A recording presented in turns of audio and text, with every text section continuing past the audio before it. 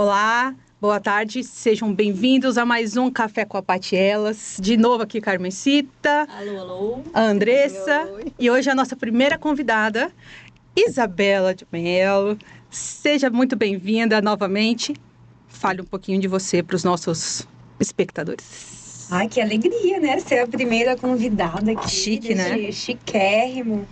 E eu estou caminhando nessa jornada da advocacia de família, da jornada da mediação e, é claro, sempre buscando trazer a visão sistêmica para relacionamentos amorosos, relacionamentos familiares, porque a bucha é grande, né? Então a gente tem que estudar muito e trabalhar muito para lidar com essa área, porque a sociedade está demandando. E é uma alegria estar aqui. Que bom. Legal. Bom, nosso tema hoje, né, garotas, é relacionamentos amorosos, casamento, união estável, enfim, tudo isso que acaba sendo um tema extremamente atual o tempo todo, né? A semana passada eu fiz uns dias de postagem só sobre isso e fiz as enquetes também, com as perguntas que me fizeram sobre pacto antinupcial, enfim, um monte de coisas. E algumas perguntas que surgem nessas enquetes, assim, que as pessoas têm uma dificuldade, assim, acho que até um certo repúdio para que registrar a união estável? Para que casar? A gente já está juntado mesmo. O que vocês acham sobre isso? Isso é uma situação, eu falo, que é cultural, né, dos brasileiros, de a formalidade a gente vê depois. Quantas pessoas não conhecem que são separadas há anos e que nunca fizeram o divórcio realmente? E o inverso também, casada há anos. Exatamente. Então, eu acho que é uma característica cultural nossa de querer viver sempre na informalidade. E no final, a gente acaba desperdiçando boas hipóteses de conversas, de acordo, de esclarecimento. Então, eu gosto muito de falar sobre comunicação, né? De você ter uma comunicação assertiva, de você entrar num relacionamento sabendo exatamente o que você quer, o que está em jogo ali, como é que as coisas podem acontecer. Hoje, a questão da união estável, falar, pra que fazer pacto já de namoro, juntei. de união estável? E aí, de repente, se existe essa possibilidade, né, de cada um viver sua vida, porque encontram coisas melhores pela frente, já que não casaram até então, né? E aí, nessa divisão, tanto de bens, de emoções e até de dívidas, se não pactuaram nada, como é que fica isso? É aí que a grande confusão começa. E é onde entram os advogados, né? Então, como a Bela colocou que essa bucha, né, que ela falou, na verdade são os nossos conflitos humanos nos nossos relacionamentos, né? Todo relacionamento acaba tendo um tipo de conflito. E aí nós temos uma advocacia que pega a letra fria da lei e coloca as soluções de maneira fria, sem observar quais são as emoções e o histórico de todo aquele relacionamento, né? E a nossa proposta de ter uma postura sistêmica, de olhar para esses conflitos, né, de nós todos, seres humanos, é justamente ampliar esse olhar, essa história, porque às vezes a briga, às vezes eu falo pelos talheres, né, fui eu que comprei, porque eu que ganhei da minha mãe. Eu já tive um caso assim. O que tá ali, além da briga pelos talheres? São só talheres. Mas o que tem atrás disso? Nossa, eu já tive um caso assim, hein? É mesmo? De ter que acompanhar a cliente na casa dela, o dia que ela saiu de casa, para tirar as coisas dela. E de ter que pedir para o ex até o passaporte, os documentos pessoais, onde estava, dela. E de contar copo, contar sofá. E assim, não eram pessoas de baixa renda, altíssima renda. E foi triste ver, porque eu passei a tarde toda fazendo isso. Eu falei, gente, eu tô aqui contando copo, descobrindo, né? Não tem nem o que falar. Aí você vê quanto sentimento tem envolvido, né? Porque não é o valor material de forma nenhuma. Duas pessoas que tinham, né, renda. Mas é o emaranhado que vem por trás, é a dor. Transportada ali por um objeto, né? Exato. Às vezes a gente vê isso até nos pets, né? A dificuldade de ou tem os dois, né? Os dois querem os pets, ou nenhum quer. E com quem que fica? É isso mesmo. Né? É complicado. É interessante notar também a polaridade, né? Porque quando o amor se acaba, é uma briga pela caneta, pelo talher, por detalhes mínimos de um acordo. Agora, quando está no auge da paixão, detalhes, gente, não precisa de detalhes, a gente se ama, tá tudo lindo. Mas é uma ideia romantizada do relacionamento, que eu acho que a nossa sociedade, assim como a Carmen falou, que gosta de viver na informalidade, também tem essa visão romântica. Latina, né? assim, Ela que não vai ter fim, isso é para tudo felizes para sempre, né? E esses detalhes, eu vejo que até profissionais como a gente mesmo, advogado, a gente tem muita história que não tem essa preocupação de formalizar e colocar as regras. Muitas, assim, esse feriado, né, eu tava lá em Campo Grande, encontrei meus primos, até fiz um story sobre isso, né? E eles falaram assim pra mim, e aí, quando que você vai fazer nosso contrato de união estável? Eu falei, quando vocês quiserem, faz muito tempo que eu tô falando. Só que essa minha prima já vinha de uma outra união estável que ela tinha registrado. E aí, quando ela foi desfazer, anos depois, tá? Ela já estava no segundo relacionamento. Desculpa, estou falando de você sim, você sabe quem é. É meu maior exemplo. Mas ela já tinham se separado há muito tempo, o cara já tinha até mudado do país.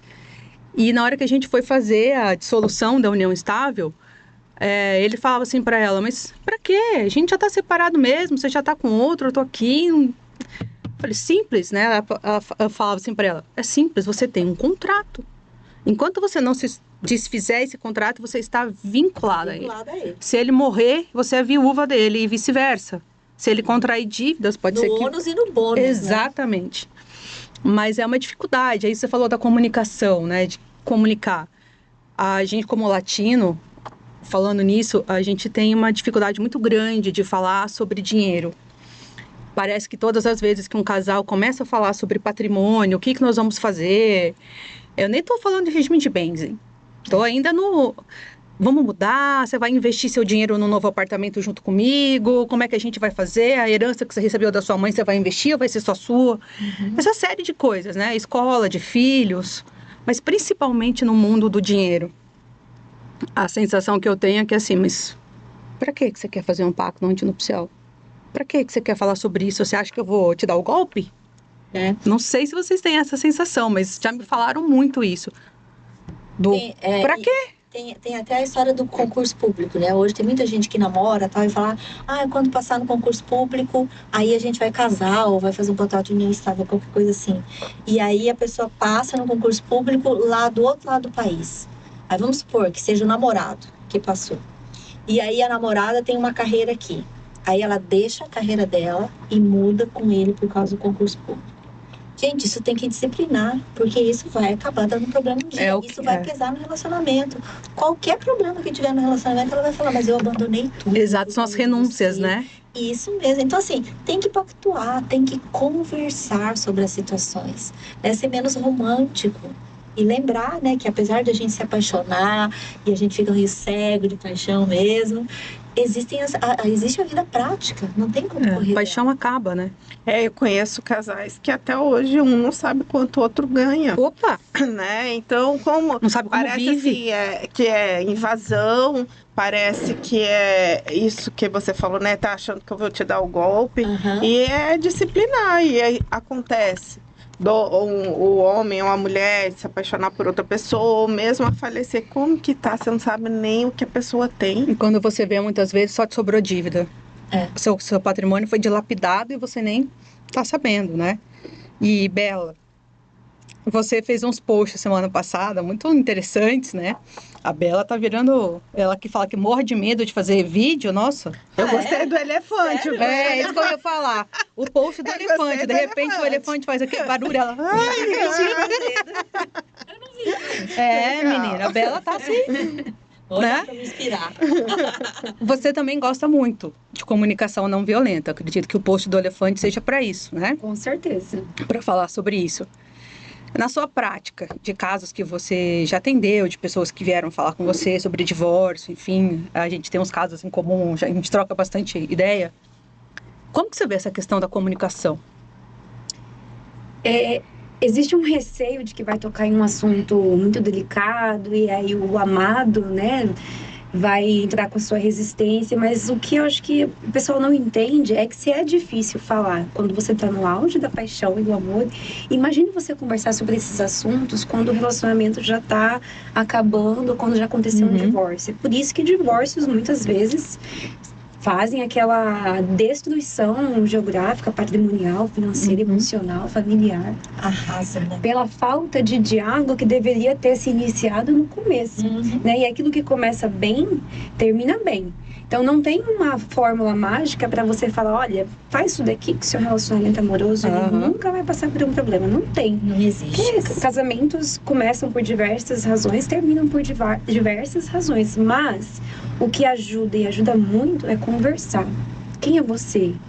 O que você quer? Onde você quer estar daqui 3 anos? E filhos? Quantos filhos? Família grande? E casa? E financiamento? E entender, porque às vezes não é porque estão apaixonados que tem que se casar. Né? E você não tem como conversar sobre tudo que pode acontecer, porque a vida ela traz suas surpresas, mas entendendo pelo menos os principais valores, isso já ajuda. É verdade. E você falou uma palavra aí que me pegou, que é conversar. E assim, nós como advogadas sistêmicas, né, é o que muita gente me pergunta, tá, mas você, qual que é a diferença de você ser uma advogada sistêmica? Como que você pode ajudar ou fazer? O que é além da advocacia você faz? Essa é uma pergunta que me vem sempre, inclusive da minha família. Eu tenho uma questão, um caso no escritório, não chegou a contratar, eles resolveram. Mas o pai foi embora para o Japão e ficou a mãe e a filha, né? Então você vê que eu tentei o tempo todo mostrar para ela que a cultura, porque o pai é japonês, né? É uma cultura diferente. Então, tudo que ela estava brigando ali, para ele era um outro olhar. E a gente foi conversando, ela foi entendendo. Tanto que no fim eles se acertaram. E aí acertaram assim a separação, o divórcio, sem até precisar entrar. Mas você viu como é que é? Na conversa, mas porque ela começou a ver que não era só a postura dele, tinha todo um histórico cultural. A gente traz a nossa família, né? Então eu acho que a visão sistêmica se estende a isso, né? Qual que é o sistema que ele está pertencendo, qual que é a origem, a história que ele carrega. E isso faz, quando você não olha só para o problema, mas o todo, faz toda a diferença. E aí a gente tem a resistência, né? Quando a gente está no conflito, na dor, a nossa resistência de parar, dar aquela respirada e escutar. A gente parar para, muitas vezes, ver o que está acontecendo e escutar uma outra pessoa. É difícil a gente ter, às vezes, clientes diretamente abertos para isso. Às vezes você vai conquistando, né? Normalmente quando eles chegam na dor, eles não querem. Exato. Quando chega na dor, você quer vingança, você quer ser visto, você quer machucar, né? E é interessante que a dor da mãe era, ele foi embora, nunca mais veio visitá-la, ele não manda passagem para ela. Então era aquele sentimento de mãe, nem era tanto desamparo financeiro, mas é emocional. Era o que ela esperava dele como pai. Como pai. E eu lembrei que tinha um professor na faculdade que ele falava assim, casados, melhores amigos, divorciados, maiores inimigos, né? E como é triste se não tem, como a Bela tá falando, se tivesse essa conversa antes, quantos dilemas seriam suprimidos, né? Num divórcio. Nos casamentos em geral, né? Essa coisa da conversa. A gente tava falando de filme antes. Eu lembrei de um filme que eu assisti nesse final de semana que se chama Here. É um filme que se propõe a história de uma casa. Eu não cheguei a ver, é legal? É com Tom Hanks. É muito legal. Quero assistir. Vale muito a pena. Então ele vai passando desde o terreno, a história de todos os relacionamentos, até da fase indígena dos Estados Unidos, onde nasceu uma criança e tal. Mas enfim, eu não posso contar o final, mas eu vou contar o dilema, né? Era um casal muito bacana, que ele tinha 18 anos e a namorada ficou grávida, e ele queria ser pintor e acabou não sendo pintor, porque daí tinha família para sustentar. A namorada queria ser advogada e não foi estudar porque ficou grávida, e eles ficaram a vida toda morando com os pais dele, né? E aí tem um momento quando ela faz 50 anos que vão cantar parabéns para ela, e na hora de comemorar, celebrar os 50 anos, ela só chora pelos arrependimentos dela, das coisas que ela queria ter feito e não fez. Agora você falou de Paris, eu lembrei, porque um dos sonhos dela era ir ver as luzes de Paris. E ela falou assim, tenho 50 anos e até hoje eu não fui ver as luzes de Paris. Então ela vai trazendo os arrependimentos dela e ele começa a entender que ela está pretendendo deixá-lo. E ela realmente o deixa. Só que no final eu estava conversando com meu marido sobre isso, né? Era um casal que ainda se amava e se amou até o fim da vida.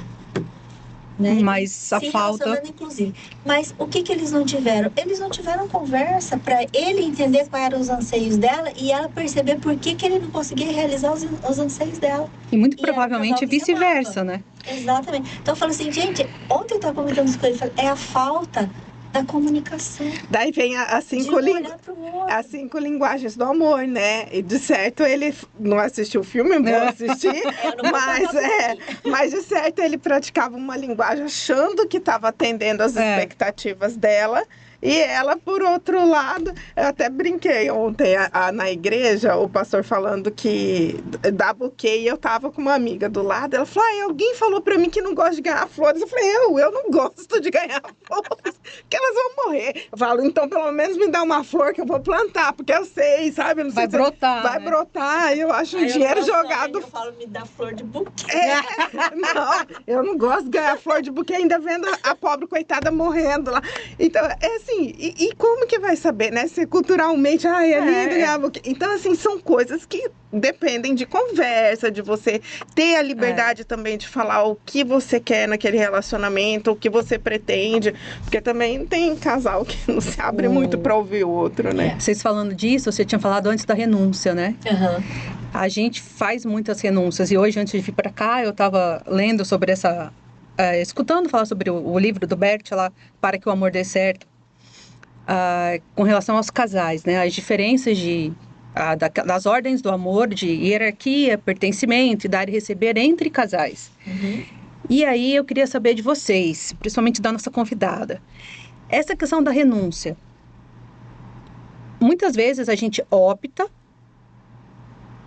em renunciar e deixar de fazer algo, deixar de ir para a faculdade, deixar o emprego, para sair para o mundo atrás do outro, acompanhando um sonho do outro, e vice-versa, mas muitas vezes num relacionamento a gente tem que fazer concessão, a gente sabe disso, né? E o Bert tem uma frase, não sei se é uma frase, mas ele tem uma explicação que diz que o homem que procura uma mulher, ele está procurando algo diferente na sua família, para tentar fazer diferente do que a família dele fez e vice-versa. Então, quando você casa, você tem essa necessidade, né, de procurar no outro algo que ou complementa com seu sistema, ou que também fala, putz, lá em casa a gente fazia assim, na minha família eu não quero fazer assim. E aí a gente acaba colocando no homem que ele seja nosso pai e na mulher que ele seja nossa mãe, muitas vezes, né? O famoso filhinho de mamãe, a filhinha da mamãe que acha que casou com o pai e vice-versa. E aí essas pessoas que renunciam, qual que seria uma diferença, assim? Tô aqui pensando entre essa renúncia e o abrir mão para que o casamento dê certo. Deixar algumas coisas que a gente gosta de lado em nome do relacionamento, não é do outro. Mas é em nome do relacionamento. Para que dê certo, eu vou precisar, nesse momento, sei lá, parar de estudar agora, para cuidar de filho. Fala aí, Bela. Eu penso que o amor, ele precisa de vulnerabilidade. Então, se for para manter a sua vida do jeito que você estava sozinho, para que você estará com o outro? Então, a renúncia, ela faz parte, né? Agora, além da vulnerabilidade, é preciso o equilíbrio também. Então, às vezes, você está renunciando muito, você está dando demais. E o outro? Como que ele está contribuindo para isso?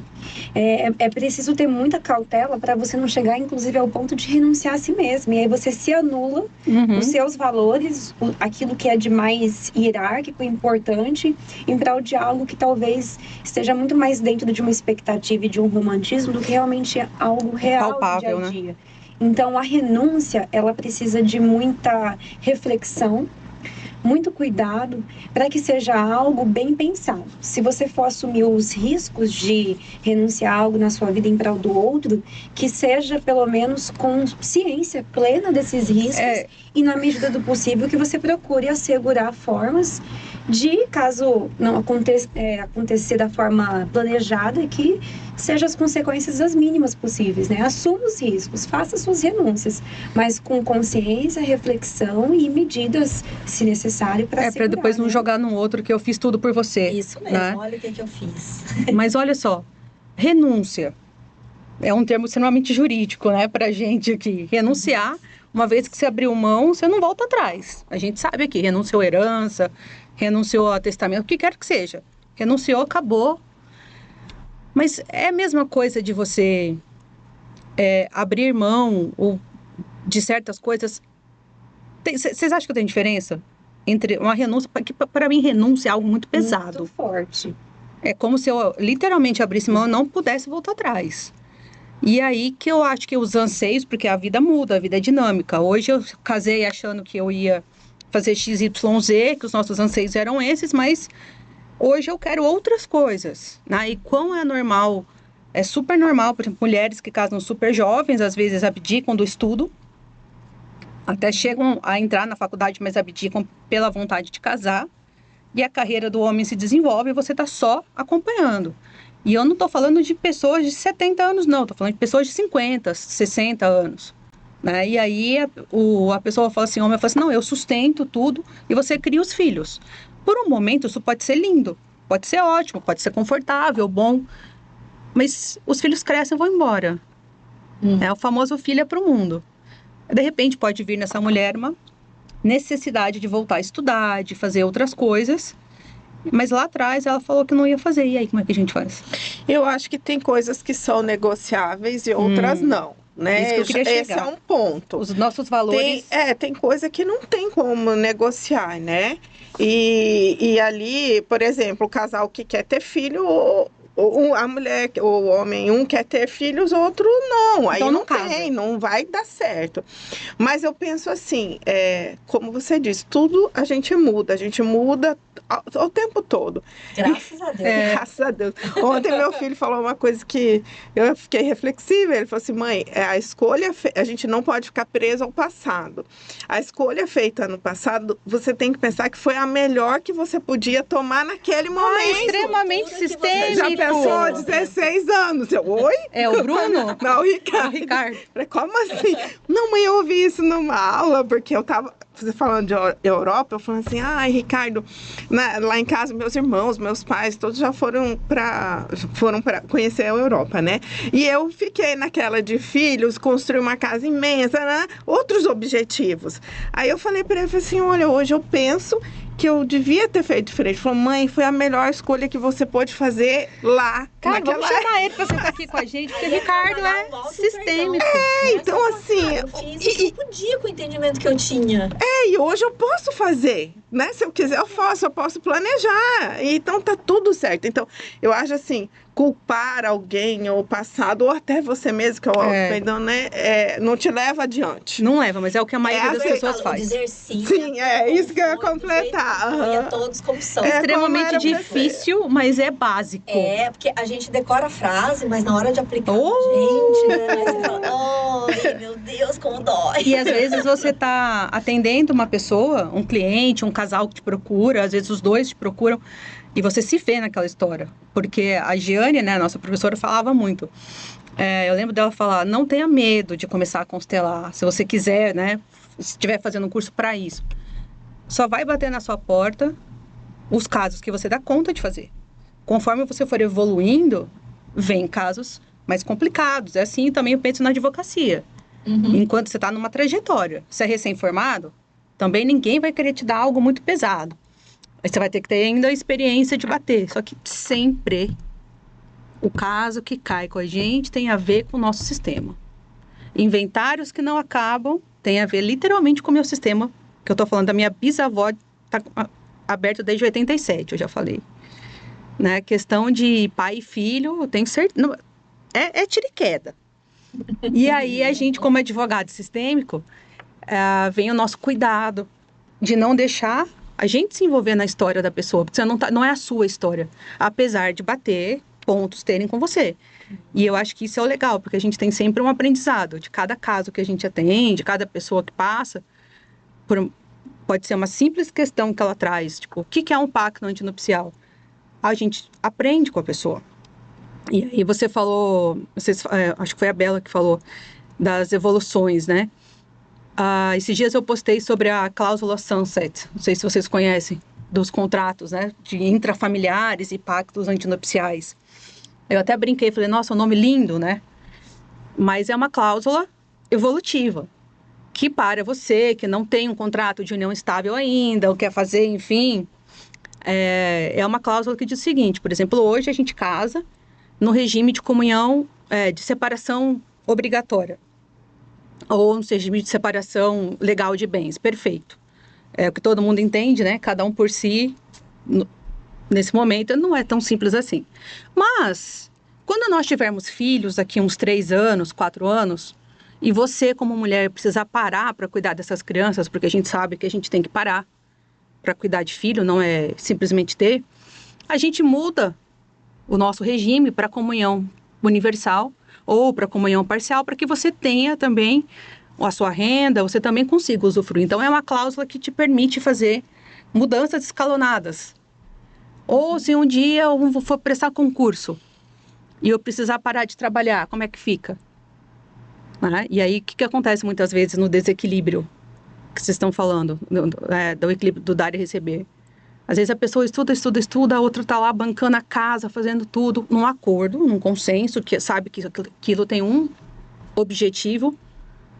A pessoa passa no concurso e o casamento acaba. Já o relacionamento acaba. É o famoso dei muito. Exatamente. Eu tenho uma história clássica dessa, né? O marido, né, a mulher já era concursada, tinha um cargo muito bom. E o marido, ele era empreendedor. Uhum. Mas o empreendedor, você sabe como é empreender, não é fácil no nosso país. Então, ele abria uma coisa, não tinha muito sucesso, abria outra, tinha muito sucesso. Mas, assim, o salário que ela ganhava era muito bom e eles tinham uma vida cultural alta, muito bacana e tal. E estavam bem desse jeito. Estavam super bem. E aí ele começou a estudar para concurso. E ele passou no concurso. Ela, digamos assim, não vou falar nem os estados, tá? Mas vamos falar que ela estivesse no centro-oeste e ele tenha passado num concurso lá no extremo sul, vamos dizer assim. Então, para ela achou que nós dois vamos ganhar bem, né? Porque eu já ganho bem, ele também. Então, eu vou lá, vamos comprar um apartamento juntos, vamos mobiliar. E a gente vai ficar no final de semana, tranquilamente. A gente fica na ponte aérea. Não tinham filhos, né? A gente tem condição plenamente de ficar na ponte aérea. Todo final de semana se vê e desfrutar da vida legal e viajar juntos, né? Mas não deu um mês, ele falou, acabou. Acabou. E ela, claro, ficou inconformada, porque não foram dias, foram anos de casamento. Ela bancando tudo. Dando muito. E é aquela história que a gente vê no sistema, né? Quem recebe muito se sente obrigado, devedor. E a hora que ele se sente devedor, ele vai embora. Ele vai procurar. Foi exatamente o que foi. Ele vai procurar alguém com quem ele possa fazer o equilíbrio, né? Que ele não se sinta devedor. Um amigo que ele fala assim: eu não gosto da palavra relacionamento. Eu tenho relação. Qual que é a diferença para ele? Relação traz uma ideia de ação. Relacionamento, para ele, traz uma ideia de algo pronto e acabado. E ele diz, às vezes você tem uma conversa maravilhosa no início da relação, né? E você não faz a repactuação, você Exato. não fica atualizando os termos do acordo. E agora, essa nova pessoa que você é, quem você se tornou. Então, a relação, ela pressupõe a ideia de você constantemente sentar, conversar e ver o que mudou nos últimos meses para vocês se adequarem à nova realidade familiar. São os contratos interfamiliares que a gente, como advogada de família, faz. Eu acho que está acontecendo ainda muito mais. As pessoas estão procurando mais falar sobre isso, né? Principalmente contratos de filhos, vamos ter filhos ou não, aí fica a dica, a minha opinião pessoal. Não posso falar por todo mundo. Se um quer filho e o outro não quer, não casa, minha gente. O amor é lindo, mas não se sustenta sozinho. O objetivo não é o mesmo. Exato. Né? Então, e outra causa, união estável, faça um contrato, pelo amor do santo Deus. Até me perguntaram, que você prefere? Casar ou união estável? Eu falei, olha, se eu fosse casar de novo hoje, ter um relacionamento que viesse a progressão, eu preferiria casar. Porque por mais formalidades que tem, é justamente a formalidade que me dá uma segurança. Na minha opinião, tá? Cada um faz o que quer. Também. Porque acho que a união estável dá margem para muitas discussões ainda, né? Não é uma coisa, não é a Bela que faz bastante, não está fechado ainda no ordenamento jurídico, ainda tem muitas discussões, é caso a caso. O casamento acho que é mais seguro. E não ter medo disso, né? Exato. Para vocês, uma perguntinha aqui para a gente encaminhando para o final. Qual que é o maior mito sobre o amor que a nossa visão sistêmica faz cair por terra? O mito de que o amor só existe se for eterno. Se um casamento terminou é porque nunca teve amor. Ou não deu certo. Ou não deu certo. Deu certo. Até lá. Houve amor, até o ponto que às vezes as pessoas seguiram caminhos diferentes, mas o amor, ele é um sentimento do momento presente, nem do passado, nem do futuro. É no momento presente. Se naquele presente ele estava ali, então ele existiu. Eu entendo como esse mito muito perigoso, inclusive, que causa muitas dores e traumas, né? De prometer a vida eternamente. Se terminou, não era amor, era sim. Concorda? Eu acho também que querer distinguir muito a emoção da razão, né? Se você colocar a razão na relação, você não está amando, né? Não cabe amor e razão, e cabe sim, tem coisa que você tem que usar o racional, tem coisa que você tem que pactuar, conselhos, normas, diretrizes, para que não tenha o desgaste. Eu acho que o objetivo é esse, é evitar essa fase, né? Eu acho que é bem interessante isso que a Andressa trouxe, que eu já tinha até anotado aqui, quando a gente está falando sobre as renúncias, né? A gente tem aí uma evolução da cultura, especialmente da feminina. Há algum tempo atrás, a mulher seguia o marido. Quando o marido for, a mulher vai atrás. Então, assim, os objetivos dela, a carreira dela, a vida dela, pouco importava. Aí a gente veio toda uma mudança de cultura. Aí a gente pegou pessoas que estavam, assim, no meio do caminho, né? Tem a cultura da minha mãe que é assim, mas tem uma janela nova. E aí, às vezes, fez a renúncia, depois se arrependeu e tal. Só que hoje as mulheres já têm um outro ponto de vista. Agora, o que eu acho importante, inclusive para o nosso conceito de amor aqui, é a questão de ser adulto nas suas escolhas. Um adulto consegue conversar mesmo tendo um grande amor, um grande sentimento. Um adulto consegue conversar sobre coisas práticas. Então, me explica aí pra gente finalizar, o que é adulto na nossa visão? O adulto, né? O adultecer é eu ser ciente das minhas próprias razões, ser ciente de quem eu sou, do que eu quero para mim, neste momento, e assumir todas as responsabilidades daquilo que eu quero. E das escolhas. Das escolhas. Sem terceirizar. Sem dizer, mas foi ele que fez eu fazer isso. Sem jogar a culpa. Exato. No que a gente aprende, é o famoso honrar pai e mãe, tomar e partir para a vida com que a gente traz. Sem deixar o passado, bom ou ruim, interferir na nossa nova relação, é isso?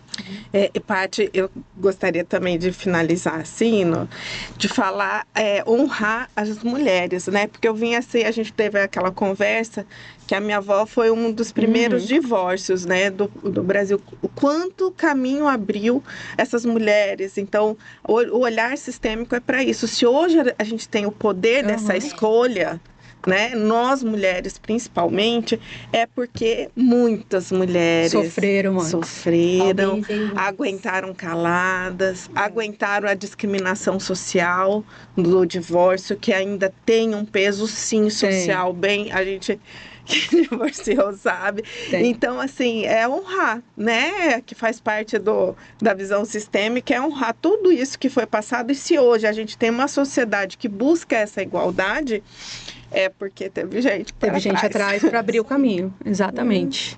Perfeito isso, Teresa. Mais alguma coisa, garotas? E agradecer a Bela, né? Ai, foi muito rápido. A gente quase não deixa ela falar. Ai, um caldeirão de tanta ideia. Vai ter que voltar. Você vai ter que voltar pra gente falar mais sobre isso. Adorei, porque em termos de amor a gente conversa que não acaba mais. A gente já fala sobre qualquer coisa, né? Você imagina a conversa boa com conteúdo. A gente fala mesmo, né? Se você gostou desse podcast, desse café, compartilhe, comente, deixa lá suas dúvidas, né? Suas sugestões de temas para que a gente aborde aqui nos próximos. Toda quarta-feira, às 19 horas, horário de Mato Grosso. 20 de Brasília, é bom falar, porque muitas pessoas acham que a gente está no mesmo horário. Podcast no ar. Um beijo para todos. Muito obrigada, garotas. Obrigado, Lucas. Gente. Aê!